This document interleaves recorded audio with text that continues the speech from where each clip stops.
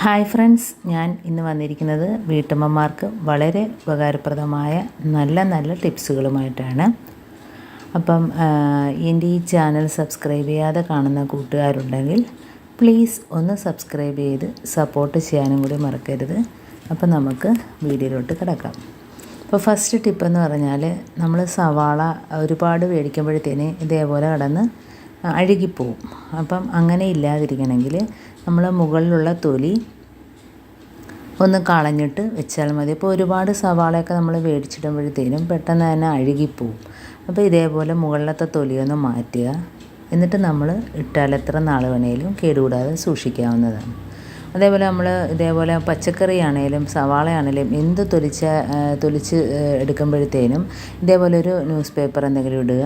അപ്പം നമുക്ക് ആ ചവറുകളൊന്നും ടൈൽസിലൊന്നും ആകാതെ തന്നെ വൃത്തിയായിട്ട് നമുക്ക് കൊണ്ട് കളയുകയും ചെയ്യാം. ടൈൽസ് വൃത്തിയായിട്ടിരിക്കുകയും ചെയ്യും. പേപ്പറോടെ നമുക്ക് ചുരുട്ടിക്കൊണ്ട് കളയുകയും ചെയ്യാം. അപ്പോൾ ഇതേപോലെ തൊലിച്ച് മാറ്റി വെച്ചാൽ മതി. അപ്പം കേടുകൂടാതെ തന്നെ സവാള ഇരിക്കുകയും ചെയ്യും.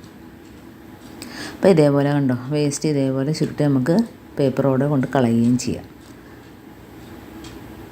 അപ്പോൾ എന്ത് അരിഞ്ഞാലും നമ്മൾ ഇതേപോലെ പേപ്പറിനകത്ത് എടുക്കുക. ഇപ്പോൾ അടുത്ത ടിപ്പെന്ന് പറഞ്ഞാൽ, നമ്മൾ സവാള കണ്ണരിയാതെ അരിയണമെങ്കിൽ നമ്മൾ കുറച്ച് നേരം ഫ്രിഡ്ജിൽ വെച്ച് തണുത്തതിന് ശേഷം എടുത്തിട്ട് അരിഞ്ഞു നോക്കിയാൽ നമുക്ക് ഒട്ടും കണ്ണരിയാതെ തന്നെ സവാള അരിഞ്ഞെടുക്കാൻ പറ്റും. ഇതുപോലെ ചെയ്യാത്തവർ ഒന്ന് ചെയ്ത് നോക്കുക. ഇപ്പോൾ അടുത്ത ടിപ്പെന്ന് പറഞ്ഞാൽ, ഇനി ഫ്രിഡ്ജിൽ ഫ്രിഡ്ജില്ല എങ്കിൽ സവാള ഒലിച്ചതിന് ശേഷം ഇതേപോലെ കുറച്ച് നേരം വെള്ളത്തിയിട്ട് വയ്ക്കുക. എന്നിട്ട് നമ്മൾ സവാള അരിഞ്ഞെടുത്താൽ നമുക്ക് കണ്ണെരിയാതെ തന്നെ സവാള അരിഞ്ഞെടുക്കാൻ പറ്റും.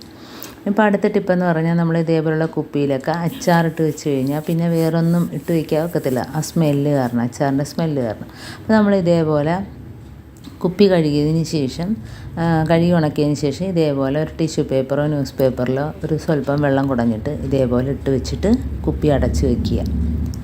അപ്പം ഇങ്ങനെ അടച്ചു വെച്ചിട്ട് പിറ്റേ ദിവസം എടുത്താലും മതി. അപ്പം നമുക്ക് ആ സ്മെല്ല് പോയിട്ട് ഇതിൻ്റെ ആ ഒരു സ്മെല്ലായിരിക്കും കിട്ടുക. അച്ചാറിന് ആ സ്മെല്ല് പോയി കിട്ടും. അപ്പം നമുക്ക് എന്ത് വേണമെങ്കിലും അതിനകത്ത് ഇട്ട് വയ്ക്കാം. അപ്പോൾ അടുത്ത ടിപ്പെന്ന് പറഞ്ഞാൽ, ചട്ടിയിലൊക്കെ വിണ്ട് കീറുമല്ലോ. നമ്മൾ പുതിയ ചട്ടി മേടിച്ച് കുറച്ച് ദിവസം ഉപയോഗിച്ചതിന് ശേഷം അതിൻ്റെ ബാക്ക് ഭാഗത്താണേലും അകത്താണേലും ഇതേപോലെ വിണ്ട് കീറും. അപ്പോൾ ഇതേപോലെ കുറച്ച് പേസ്റ്റ് തേച്ച് കൊടുക്കുക. അത് ഏത് പേസ്റ്റ് ആണേലും കുഴപ്പമില്ല. അപ്പോൾ ഇതേപോലെ ഒന്ന് ഫുള്ളായിട്ട് ബാക്ക് ഭാഗം തേച്ച് കൊടുക്കുക. ഇതേപോലെ തന്നെ നമുക്ക് അകത്തും ചെയ്യാവുന്നതാണ്. ഇതിപ്പോൾ ഞാൻ പുറത്താണ് കാണിക്കുന്നത്. എന്നിട്ട് ഇതേപോലെ ഒന്ന് തേച്ച് കൊടുത്തതിന് ശേഷം ഒന്നെങ്കിൽ വെയിലത്ത് വയ്ക്കുക. അതല്ലെങ്കിൽ വെയിലില്ല എങ്കിൽ ഞാനിതിപ്പം ഗ്യാസ് അടുപ്പിലാണ് വയ്ക്കുന്നത്. അപ്പം ഇതേപോലെ ഫുള്ള് തേച്ച് കൊടുത്തിട്ട് ഒന്ന് ഗ്യാസ് അടുപ്പിൽ വെച്ചൊന്ന് ചെറുതായിട്ടൊന്ന് ചൂടാക്കി എടുത്താൽ മതി.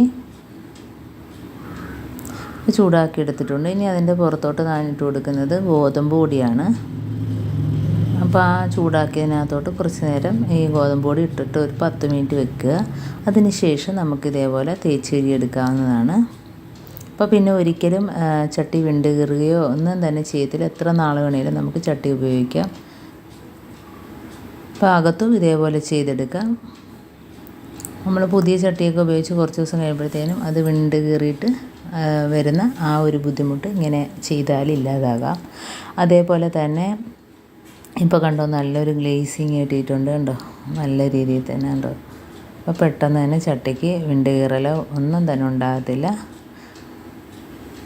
അപ്പം ഇങ്ങനെ ചെയ്യാത്തവർ ഒന്ന് ചെയ്ത് നോക്കുക. എൻ്റെ ഈ ടിപ്സ് നിങ്ങൾക്ക് ഇഷ്ടമായെന്ന് വിചാരിക്കുന്നു. ടിപ്സിൽ ഏതെങ്കിലും ഒന്ന് യൂസ്ഫുള്ളായിട്ട് തോന്നുകയാണെങ്കിൽ നിങ്ങളൊന്ന് ലൈക്ക് ചെയ്യാനും കമൻറ്റ് ചെയ്യാനും സബ്സ്ക്രൈബ് ചെയ്യാനും മറക്കരുത്. കൂട്ടത്തിൽ ബെല്ലൈക്കൻ എനേബിൾ ചെയ്യാനും മറക്കരുത്. എന്നാൽ മാത്രമേ ഞാനിടുന്ന ഓരോ വീഡിയോസും നിങ്ങളുടെ മുമ്പിൽ നോട്ടിഫിക്കേഷനായി എത്തുകയുള്ളൂ. അപ്പോൾ ഇനിയും നല്ല ടിപ്സുകളുമായിട്ട് വീണ്ടും കാണാം. അതുവരേക്കും താങ്ക്സ് ഫോർ വാച്ചിങ്.